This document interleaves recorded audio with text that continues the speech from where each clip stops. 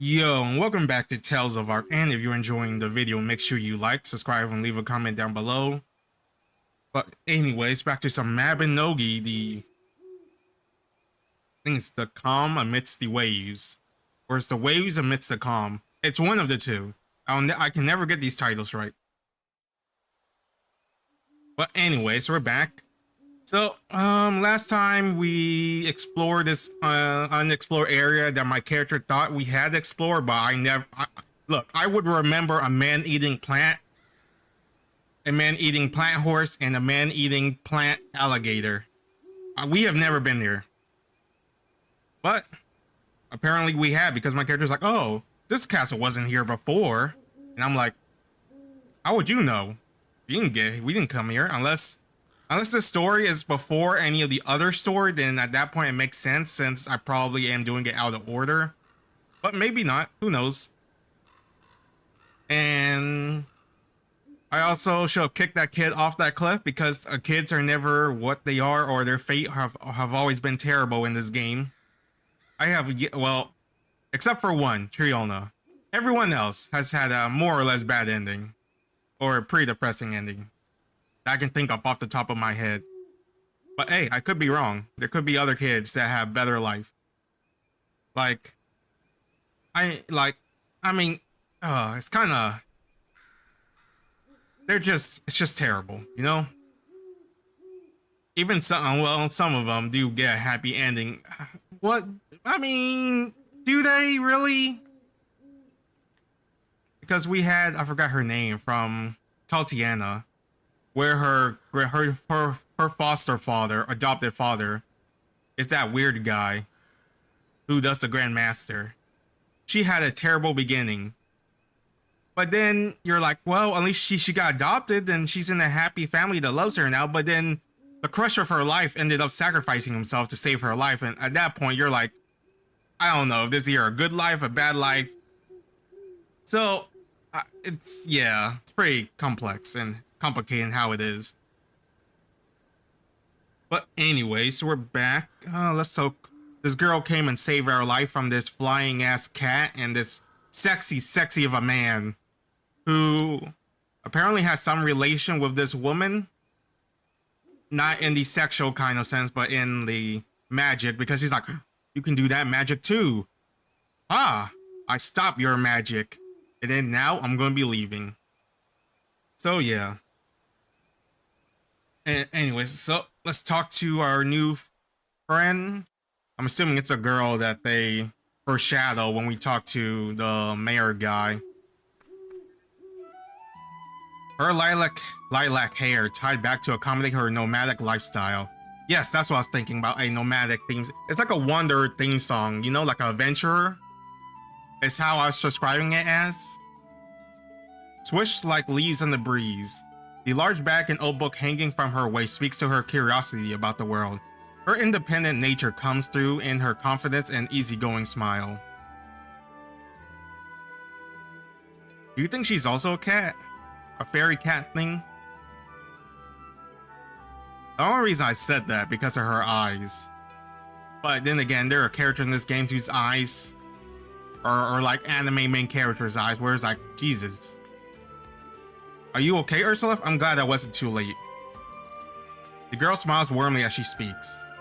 I'm pleased to make your acquaintance. My name is Brielle, and I'm an archaeologist. Admiral Owen told me about the investigation, so I came here as soon as I could. I'm honored to finally meet the famous Malaysian. Brielle bows respectfully to you. Anyhow, I don't believe I ever been here before, but I'm guessing this is the more ominous than one would normally find in the Tory Ravine. Brielle stretches out her hand and waves it around, as if testing something in the air. Is it like mana, whatever? It's faint, but I can feel it. The slog? This place is filled with otherworldly energy. There are both forces that obscure spaces and magic that refracts light at work here. My guess is that those people from before have been using those magics to shield their activity, making this place appear as a normal cliff or outcrop. For whatever reason, whoever it is has decided that now is the time to drop those concealing magic and reveal themselves. Perhaps it has something to do with the preparation they mentioned. Brielle's expression darkens as she continues to analyze the area, and the energy I'm feeling certainly isn't giving off any pleasant vibe. Brielle ruminates, her brows furrow in thought, until you see a spark of insight flashes across her face. She claps her hands in excitement and continues her explanation. Oh, that's alright. I got a head start and hurry over here. But I believe we should be expecting the rest of the Admiral investigation team anytime now. I wonder how long that'll be. Brielle cranes her neck, gazing down the path that leads back to Belvast. The investigation team sent by Admiral Owen will probably be arriving soon. End of conversation. Permanent Shallow Crystal. Oh, from my subscription. That's about to run out in like, what, 6 days? I like how I bought the sub, but I ended up not playing that much anyways. So I'm like, yeah, that's kind of a waste of what, like $6, $7, however much it is. Because I want to buy the combat one. Like, I don't sell enough stuff or do the other one to really benefit from it. But then again, I bought this. I'm not even benefiting from it that much, except for the EXP and the auto toggle barding. But I'm spellcasting, so it doesn't matter. I wonder when the investigation team will arrive. How about we chat a little to pass the time until they get here, Ursula? Oh, what's time remain? Oh, it's the dialoguing. Brielle looks towards you, smiling gently. This Admiral Owen investigation team should be arriving any time now. There should be enough time for at least one question. About Brielle. Or is it Brielle? No, I think it's Brielle, right? Or not Brielle? Why am I saying whatever?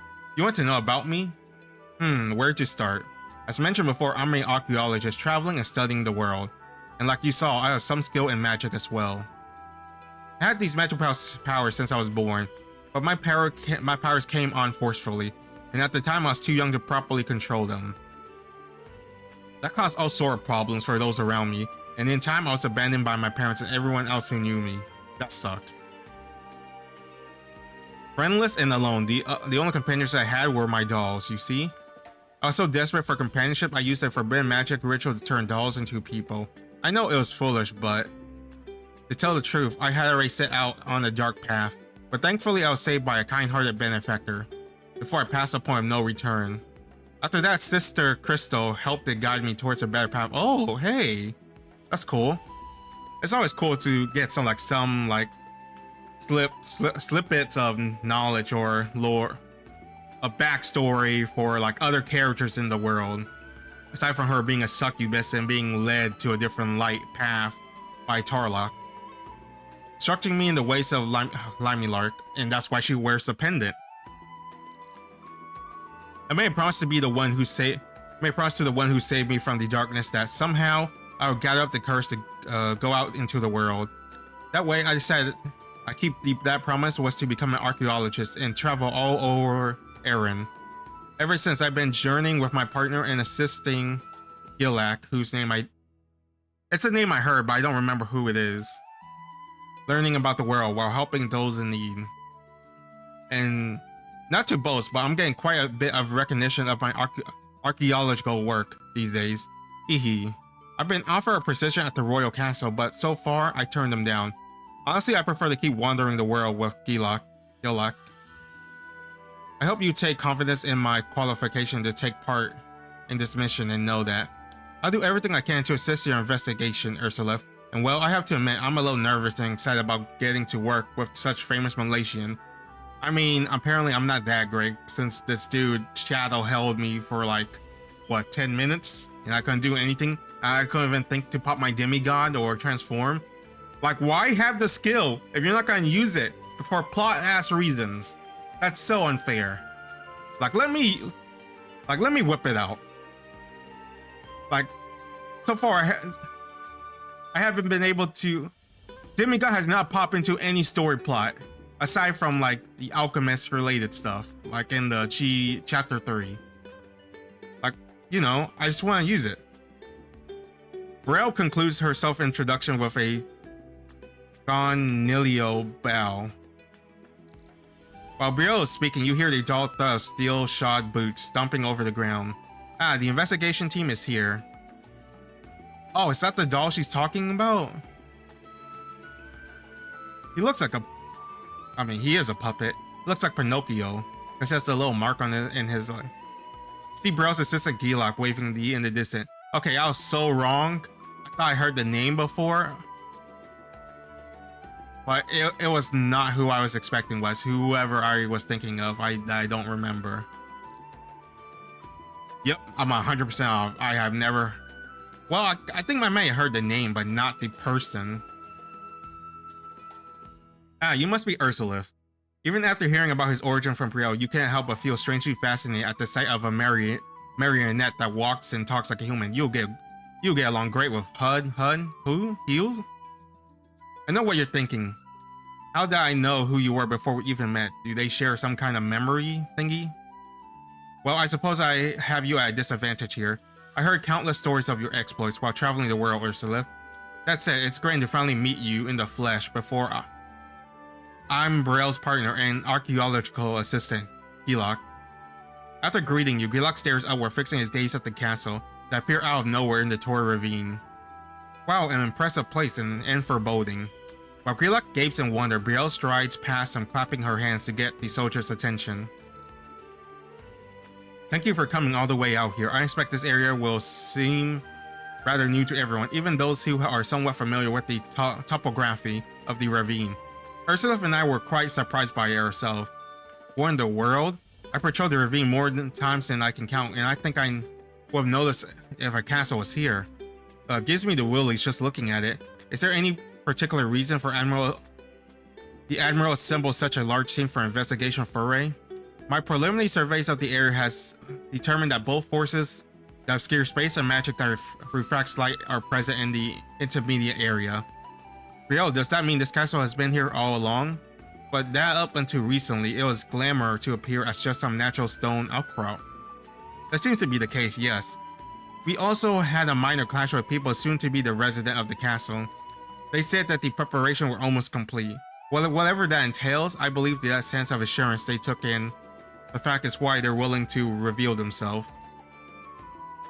Is it weird? I have a hunch Gillach's gonna be dead at the end of the story. I feel like he's gonna sacrifice himself, or it's gonna sacrifice itself. You know, in that Brielle will have to learn to make friends with actual living human than non-living humans. I don't know. That's an inkling feeling I'm getting. I could be wrong. But then again, I could be right. I should kick that kid off that cliff. I'll never let it down. The preparations are almost complete. What do you think they're doing in here? Nothing wholesome, I wager. But that's what our investigation team is supposed to discover. These people seem a rather dangerous sort, and I recognize in one of them the same sort of powers I possess. The same kind of powers as yours? What are you saying? It means he's no ordinary man. I had a hunch this investigation wouldn't be a simple matter, but... Brielle and Gillach both turn and look to you. With Ursula's top, I believe we can and will succeed. Smiling, Brielle nods in agreement with Gillach. My sentiment exactly. Still, we should each make sure we pull our own weight. Ursula isn't here to shoulder all the heavy lifting. This is a joint investigation, as you're all aware. Gillach likely claps his hand and the soldier springs into action. Now, should we set up our research outpost? Gillach, ever the meticulous assistant. All these people are gonna die except for the main character. Let's see. Well, there goes the thumbnail. This crate of potions should go over there, and as for the repair tools, why don't you set them next to that big tree? At least for now. Okay, we all got our tasks. Everyone, let's get to work. Aye, aye, Captain.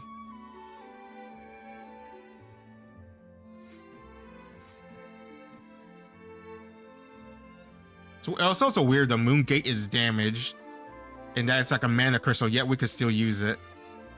See that tree with a thick trunk? Take this load and set it under there. Got it.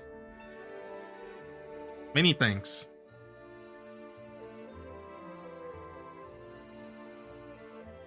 Wait a second.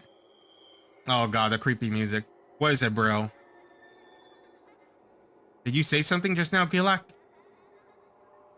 I was asking that soldier to set his load under the tree instead of placing it here. Should it go somewhere else? No, that's not it.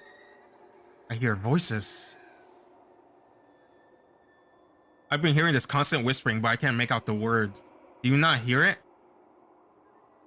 I heard nothing out of the ordinary myself, and our Malaysian friend hasn't mentioned anything. It's probably because of her powers. Wish I could help, but I haven't heard anything besides the moaning of the wind. This place is already creepy enough without any weird sounds.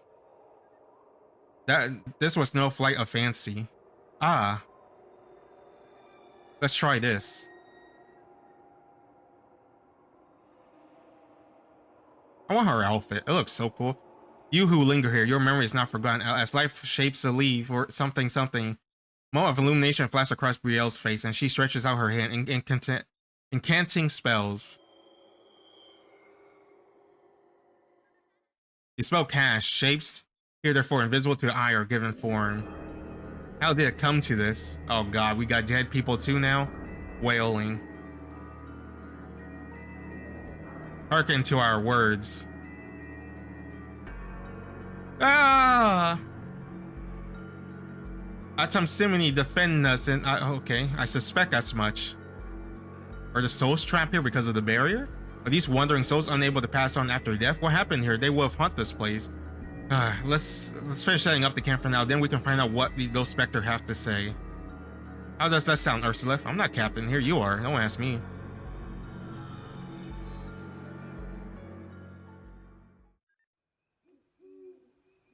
Terrified ghosts. Trembling ghosts. Weeping ghosts. Alright, ghost people. Brielle's magic reveals a ghost. They're trembling as if the throes of terrible grief. Mourning, sobbing.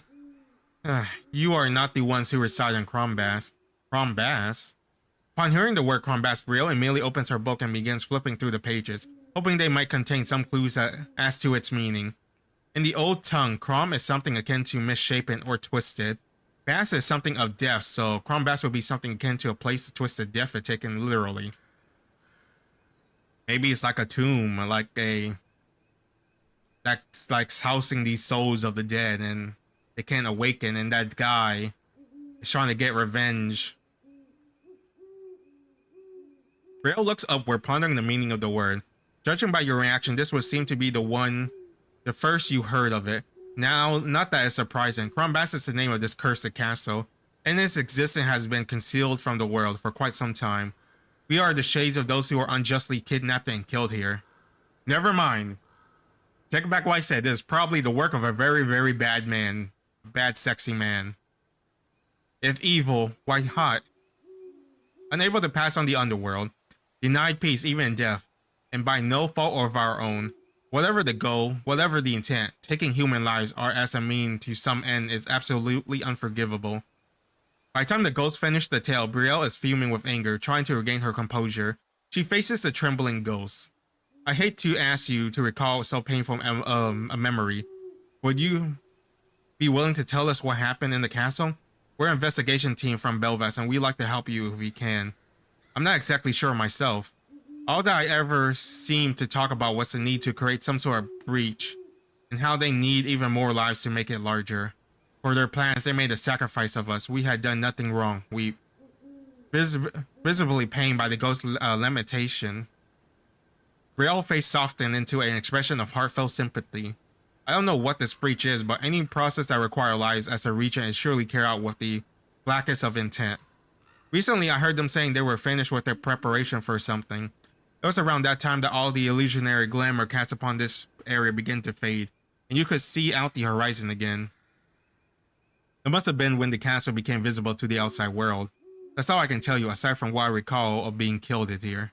The ghost appears to grimace, its whole form suddenly shuddering from the horrible memory. For all we have suffered, I pray you can vindicate us. Oh, don't worry, we will. I'm going to kick that cat off the cliff. Let's review all the resources at our disposal here. First, Gillach just informed me that the outpost camp is fully set up and ready to use. We have the medical and supply team on permanent standby, so you can visit the camp whenever you find yourself in need of healing or equipment repair. That's nice. And apparently there's a massive moongate fragment near here that was augmented based on the magecraft from underlies Ula Moongate, allowing it to function just like one. After relaying the Gillach's update, Brielle's voice hardens as she continues onward. Here's that this place is properly known as Crom Bás. According to the ghost, the one who took up residence here have been using human lives as catalysts. Something about wanting to create a breach, whatever that implies. It's all incredibly suspicious, doubtly so when I consider how the man I saw before had powers of the same sort of minds. What kind of powers? You asked Brielle to tell you what sort of power she was referring to. I forgot, I hadn't explained it to you in details, Ursula. Is it Slog? The dark mana thing? As I mentioned before, I was born with strange powers. Since these powers were the reason I was abandoned by everyone I knew, I grew up resenting them. To me, they were a little more than a curse, and holding them in low self-esteem as I did. I was blind as what they really were.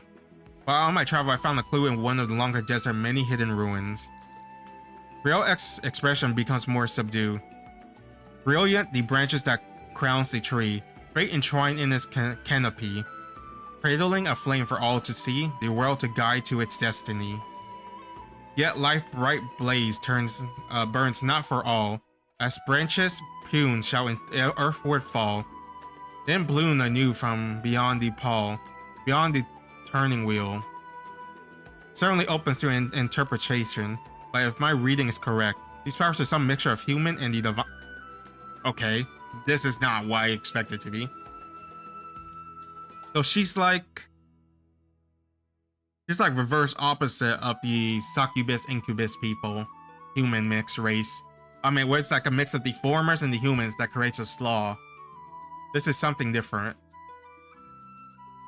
Those who possess these powers weren't meant to be born as ordinary humans, but due to some unforeseen event, they ended up not being born where or perhaps even when they were meant to be. Their very fates were changed. Brielle falls silent as she gathers her thoughts. She carefully considers her next word. The man we encountered definitely has power like mine. When I realized that, I wondered whether he and I might be connected somehow. A descendant, or maybe a descendant from someone else that's a mix of human and divine. What someone can do with these powers makes me all the more concerned about this place. I think that's if we want to a concrete answer. I expect we probably have to break down the door and storm the place, perhaps literally. There's no way those miscreant in the castle will invite us in for a informant question and answer session and a nice spot of tea. Maybe I'm getting ahead of myself though. What do you think, Ursula? Oh man, we should wait a bit. Real reason makes sense, but you need time to think about the best way to go about it. You're already rather busy at the moment. You politely decline. Well, take your time to think it over. That castle isn't going anywhere. Just let me know when you decide. Alright, so I'll probably call that a video. It's around 20 minutes, 23 minutes more or less, so that's pretty good to stop, because I don't like these to go on for too long. As I enjoy playing the game in short bursts. But that's pretty cool. So we discover a new, entirely different race. Because we have humans, elves, giants. And then there's the divinity people. And then we have the formers. And then we have the magical creatures. And then we have the mix of the humans and the former. Which I forgot there was a name for them. But they harness the power slog. And now we have the mix of a divine being and a human. Which creates this new other race that I don't know of. So I guess we don't have a name for them yet. So it's kind of cool. So I wonder if there's... So far we met two with the slog race, and now they're introducing these two. Brielle and that man whose name I don't know. Or maybe they did say, or it was there, but I don't remember. I don't know. So I wonder how this is going to go into the story. I wonder if any of them is going to be sacrificed to create a god or something. I mean, I can see it. So, and they also want to breach something. You think they want to breach the god world or something? Or Nog. Damn. But I guess we'll see. They're awfully trying to do something. Especially with sacrificing human. Blood magic is never a good thing, though. I feel like the backlash is going to be huge. Maybe they're going to attempt to do it. She has to stop it. We ended up defeating them, but then by then the ritual has gone too far, and then Gillach sacrificed himself to stop the breach. That probably might be how it goes. I don't know. I have a feeling something like that is going to happen. But anyways, thanks for watching. Love you guys. Stay safe, and I'll see you next time. when we do the Shadow mission.